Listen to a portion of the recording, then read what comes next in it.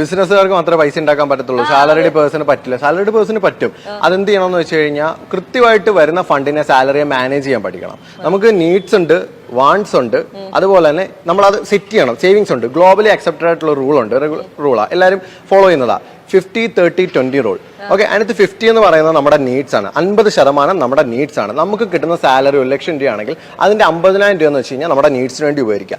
30% എന്ന് പറയുന്നത് നമ്മുടെ വാണ്ട്സിന് വേണ്ടി ഉപയോഗിക്കുക. ഈ നീഡ്സ് എന്ന് പറയുന്നത് ആക്ച്വലി നമ്മുടെ റെഗുലർ ഫുഡ്, നമ്മുടെ ഡ്രസ്സ്, നമ്മുടെ വീടിന് റെന്റ് ഉണ്ട്, അത് ഷെൽട്ടർ, ബാക്കി കാര്യങ്ങൾ basic needs of an human being. മറ്റേന്ന് പറയുമ്പോൾ വാണ്ട്സ് ആണ്, എന്റർടൈൻമെന്റ്. നമുക്ക് ഫ്രണ്ട്സിൻ്റെ കൂടെ കറങ്ങാൻ പോകണം, ഒരു ട്രിപ്പ് പോകണം, പുതിയൊരു വാച്ച് കണ്ട് വാങ്ങിക്കണം, അതൊക്കെ നമ്മുടെ ആഗ്രഹങ്ങളാണ്. കാറ് കണ്ട് വാങ്ങിക്കണം, വാണ്ട്സ് ആണ്. ബാക്കി 20% എന്ന് പറയുന്നത് തീർച്ചയായിട്ടും സേവിങ്സിൽ ഇൻവെസ്റ്റ് ചെയ്യണം. ഒന്ന് സേവ് ചെയ്യണം, അല്ലെങ്കിൽ ഇൻവെസ്റ്റ്മെന്റ് ചെയ്യണം. ഓക്കെ, അത് നിർബന്ധമായിട്ട് ചെയ്യേണ്ടതാണ്. ഇൻവെസ്റ്റ് ചെയ്യാന്ന് വെച്ചാൽ പലതും നമുക്ക് ഇൻവെസ്റ്റ് ചെയ്യാം, അത് നമ്മുടെ ഇഷ്ടം പോലെ. മിനിമം 20% ഇൻവെസ്റ്റ് ചെയ്യണം. ഇവിടുത്തെ പല ആൾക്കാരും ഈ സാലറിഡ് എംപ്ലോയീസ് ചെയ്യുന്ന ഒരു പ്രശ്നം, ഈ 20% ഒന്നും അവർ ചെയ്യില്ല. മേ ബി ഒരു 1% ആയിരിക്കും. സാധിക്കുന്നില്ല, അതും സത്യമാണ്. അതെന്താ പ്രശ്നം എന്ന് വെച്ച് കഴിഞ്ഞാൽ നീഡ്സിനേക്കാൾ കൂടുതൽ വാണ്ട്സ് കയറി വരുന്നു.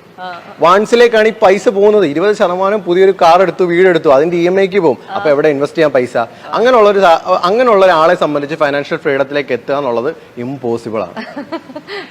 എന്നാൽ ഡിസിപ്ലിൻ ആയിട്ട് കറക്റ്റ് ആയിട്ട് ഇതിനെ ഫോളോ ചെയ്യുന്ന ആള് 50% ഞാൻ നീഡ്സിൽ നിർത്തി, 30% ഞാൻ വാണ്ട്സിൽ നിർത്തി, അല്ല ഞാൻ 30% എന്നുള്ള വാണ്ട്സ് കുറച്ച് 20% ആക്കി, ബാക്കി 30% ഇൻവെസ്റ്റ് ചെയ്തു, തീർച്ചയായിട്ടും ഫൈനാൻഷ്യൽ ഇൻഡിപെൻഡൻസിലേക്ക് അയാൾക്ക് തീർച്ചയായിട്ടും എത്താൻ പറ്റും. ഒരു ജീവിതമേ ഉള്ളൂ. 40 വർഷം കഴിഞ്ഞ് നന്നാവുന്നതിനെ കുറിച്ച് ആലോചിക്കണോ, ഇപ്പൊ നന്നാവണോ എന്ന് ആലോചിക്കും. അതിപ്പോ വീഡിയോയുടെ താഴെ തന്നെ കമന്റ് ചെയ്യും, അത്രയും ഞാൻ ഇൻവെസ്റ്റ് ചെയ്തിട്ട് പ്രായമാകുമ്പോൾ ഞാൻ എന്ത് ചെയ്യാനാ? ഓക്കെ, പ്രായമാകുമ്പോൾ നമുക്ക് പൈസ ഇല്ലെങ്കിലും നമ്മുടെ ജീവിതം ഭയങ്കര കഷ്ടമായിരിക്കും. ഓക്കെ, നമുക്ക് ഇല്ലാത്തപ്പോ നമ്മൾ അങ്ങനെ ഉള്ളപ്പോ നമ്മൾ കുറച്ച് ചുരുങ്ങി ജീവിച്ചാൽ ആ ഫണ്ടിനെ ഇൻവെസ്റ്റ് ചെയ്ത് കഴിഞ്ഞാൽ നമുക്കൊരു ഇൻകം നിലയ്ക്കുമ്പോൾ, ഇൻകം എന്ന് വേണമെങ്കിലും നിലയ്ക്കാം. ഒരു സാലറിഡ് പേഴ്സണെ സംബന്ധിച്ച് സാലറി എന്ന് വേണമെങ്കിലും നിലയ്ക്കുന്ന സമയത്ത് അവന് ജീവിക്കണം. അവിടെയാണ് ഞാൻ ഇൻവെസ്റ്റ്മെന്റിന്റെ സേവിങ്സിനെ പറയുമ്പോൾ കൃത്യമായിട്ട് എല്ലാ സാലറിഡ് എംപ്ലോയീസ് ചെയ്യേണ്ട ഒരു കാര്യമുണ്ട്. ഒരു എമർജൻസി ഫണ്ട് സെറ്റ് ചെയ്യുക.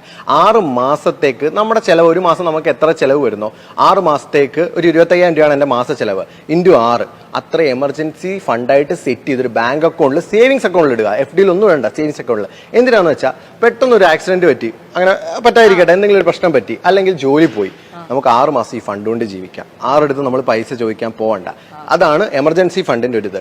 ഇൻവെസ്റ്റ്മെന്റും അങ്ങനെ തന്നെ. നമ്മളിപ്പം സാലറി നിലച്ചു, അപ്പൊ നമ്മുടെ അടിച്ചുപൊളിയും എല്ലാം നിന്നു, നമ്മുടെ EMIs സ്റ്റക്കായി, നമുക്കൊരു ഇൻവെസ്റ്റ്മെന്റ് ഉണ്ടെങ്കിലോ മിനിമം ആ ഇൻവെസ്റ്റ്മെന്റ് ഒരു വലിയൊരു 2 ലക്ഷം രൂപയാണ്, ആ എമൗണ്ട് നമുക്ക് പ്ലെഡ്ജ് ചെയ്തുകൊണ്ട് ലോൺ എടുക്കാം. അത് വിൽക്കണ്ട. അതിനെ കൊണ്ട് ബാങ്കിൽ കൊടുത്തു കഴിഞ്ഞാൽ നമുക്ക് പ്ലെഡ്ജ് ചെയ്ത് അതിനകത്തുനിന്ന് ലോൺ എടുക്കാം. വലിയ ഇൻട്രസ്റ്റ് റേറ്റും വരത്തില്ല. ഇപ്പോഴത്തെ ആൾക്കാർ ചാടി വീഴുന്നുണ്ട് പേഴ്സണൽ ലോണിന് വേണ്ടിയിട്ട്, എല്ലാം പ്രൊവൈഡ് ചെയ്യുന്നുണ്ട്. ഗൂഗിൾ പേ ആയാലും ഏതൊരു ആപ്ലിക്കേഷൻ തുറന്നാലും പേഴ്സണൽ ലോൺ 5 മിനിറ്റിൽ പേപ്പർലെസ് ആയിട്ട് ലോൺ കിട്ടി. സംഭവമൊക്കെ ശരിയാണ്. 15-20% ഇൻട്രസ്റ്റ് റേറ്റ്. എങ്ങനെ അതൊക്കെ നമ്മൾ ബെയർ ചെയ്യാനാ?